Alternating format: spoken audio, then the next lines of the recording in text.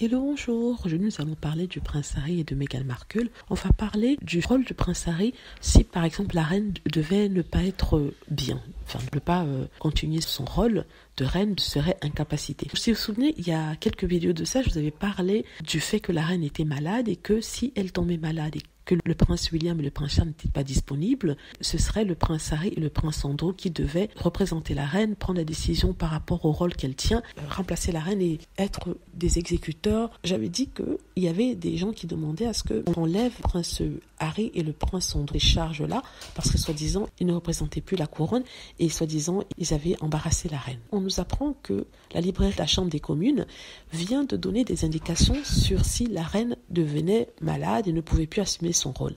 Et ils ont demandé à ce qu'on retire au prince Harry, mais ils ont dit qu'on pouvait laisser le prince Andrew. Ils disent que le prince Harry, en fait, ne réside plus en Angleterre et à cause de cela, il devrait perdre son rôle de soutien de la reine. Quant au prince Andrew, ils disent qu'il est toujours en Angleterre malgré le fait qu'il a été impliqué dans une affaire judiciaire. Ce qui a étonné les gens, c'est que cette recommandation est écrite dans le livre du Parlement anglais de la Chambre des communes et que c'est une recommandation qui a été donnée. On ne sait pas en fait qui a demandé à ce que ce soit fait, mais d'après certains, il y a la pression qui est mise sur la reine par les représentants conservateurs pour que le prince Harry perde de ce rôle-là. Mais ils préfèrent garder le prince Andrew, et ce qui est quelque chose de quand même incompréhensible. Mais ce qui se passe, c'est qu'ils demandent à ce que la princesse Anne, le prince Édouard, puissent remplacer le prince Harry et le prince Andrew. Le problème, c'est que la règle héréditaire dit que ce sont les 4 personnes sur la liste du trône qui doivent avoir ce rôle-là.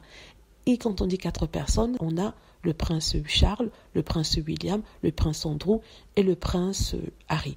Si par exemple on enlevait le prince Harry, ce ne serait toujours pas la princesse Anne et le prince Édouard, ce sera les enfants du prince Andrew qui prendraient ce rôle-là, donc les sœurs Eugénie et Béatrice York. Là, il y a une pression incroyable qui est mise sur la reine et ils demandent même, vu qu'ils voient que ça doit passer par le Parlement et que le Parlement peut-être n'est pas prêt à prendre ces décisions-là, ils en appellent à Harry, ils lui demandent de volontairement se récuser dans ce rôle-là et dire qu'il ne souhaite plus assumer cette tâche.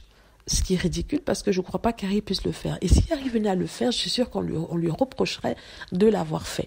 Donc voilà, c'est vraiment ridicule. Ils ont vraiment la hargne, ils ont vraiment la haine. Ils n'arrivent pas à accepter que Harry ait décidé de s'expatrier et décidé de ne plus travailler pour la couronne et ils veulent le lui faire payer à tout prix. Mais je crois qu'Harry est prêt. De toute façon, il avait évalué toutes les conséquences de ce geste-là et je ne crois pas que ça puisse l'énerver d'une façon ou d'une autre. C'est triste, mais bon, ce sont des choses qui arrivent.